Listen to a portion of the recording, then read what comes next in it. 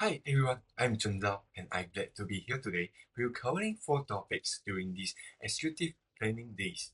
So first, the macroeconomic and understanding the business cycle. Second, traffic and trade war. Third, insight from behavior economic. And last, development in AI and implication for inequality in the labor market. So first, let's talk about the macroeconomic and understanding the business cycle. I will define what is GDP, gross domestic product, inflation, and unemployment. So GDP is a measurement for the total value of goods and services produced in an economy showing how well it's doing. And inflation is when the price for the goods and service go up and make it harder for people to buy things.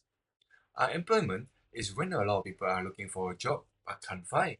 So in general, when business cycle was expansion in GDP rise, and other way, business cycle in recession it was going down. So over here, we are using one formula GDP expansion method to talk about why business cycle is affecting in GDP. So in this model, GDP equal to consumption, investment, government spending, and the net export. When business cycle in recession, they will produce less due to the low consumer demand, this affecting in the consumption and net export. And no business expansion investment also will decrease.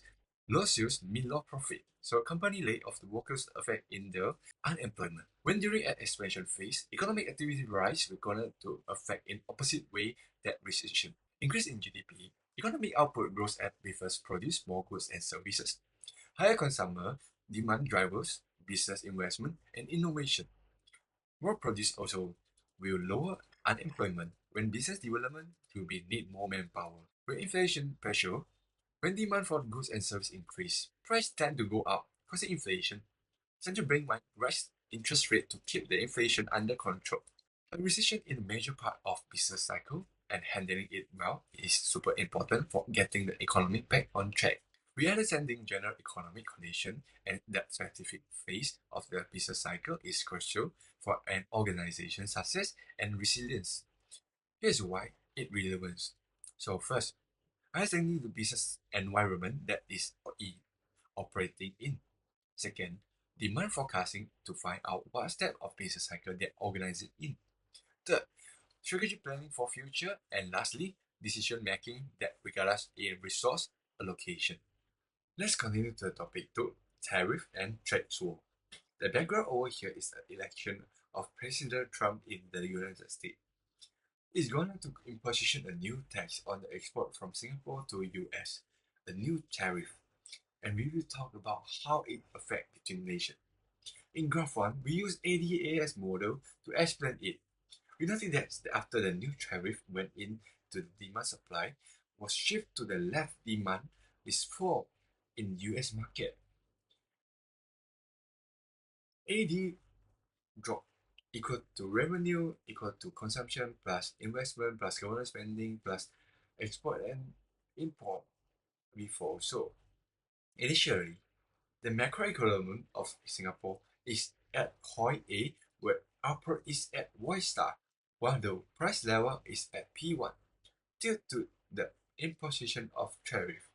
Export fall since they are relatively more expensive and less attractive to US consumer. As a result, net export fall. Hence, AD shift to the left from 81 to 82. The macroeconomy of Singapore moved from point A to point B where output is at now at Y1 while the price level is at P2. In the short run, Singapore enter a recession and deflation occurs. Due to the deflation, the cost of production fall. Hence, SRAS1 shift to the right to SRAS2. In the long run, the macro equilibrium of Singapore moved from point B to point C, where output is back to the Y star, while the price level is at P3. One should realize that international trade is based on a comparative advantage rather than the tariff that may trigger a trade war.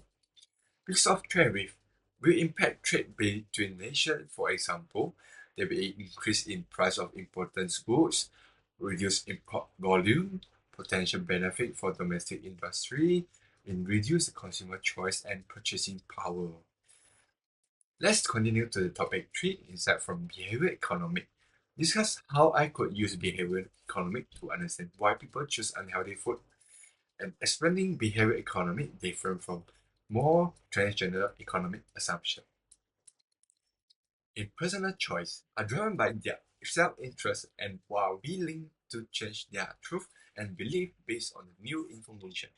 However, this assumption appear to deviate from reality. In a behavior economic, we assume that economic agents are irrational, which allow us to understand why people choose unhealthy food option. There's two main reasons for this. First, status quo bias, which explain why humans aren't always perfectly rational.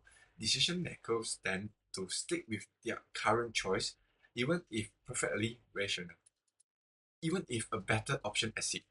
For example, people who are used to eat unhealthy food will switch to a healthy diet, even though it could lead to premature death. Second, prison bias, which cause us a flavor immediate reward over delay one. These bias influences our food choice. Unhealthy food provide immediate gratification, while healthy food often offer long-term benefit. Both bias contribute to unhealthy eating patterns by prioritizing convenience, familiarity, and immediate satisfaction over healthy long-term choice. So over here, traditional economic think people make decisions based on what makes them happiest. Behavioral economics said people are not always rational and are influenced by things like emotion and social factors. This is a new way of thinking help us to understand why people choose the food they do. Let's continue to the last topic. Development in AI and implication for inequality in the labor market.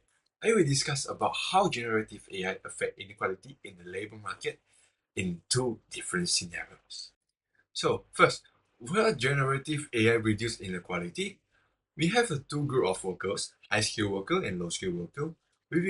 Can reduce inequality in labor market by using AI.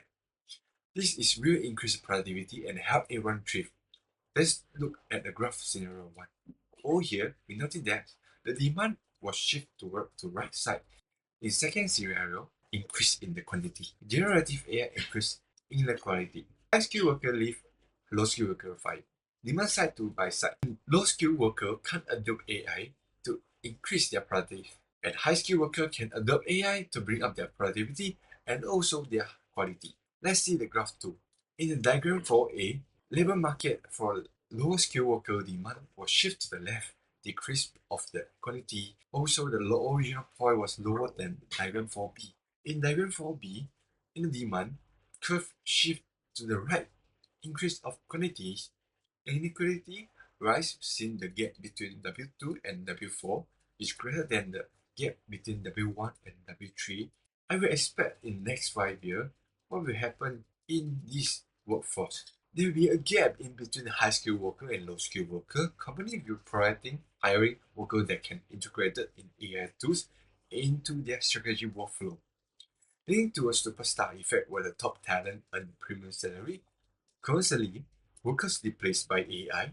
So, for example, customer service agent and technical staff will flood into low skill sector, result in the wage reduction for jobs like delivery driver or retail workers. So that's all for today. Thanks for joining us.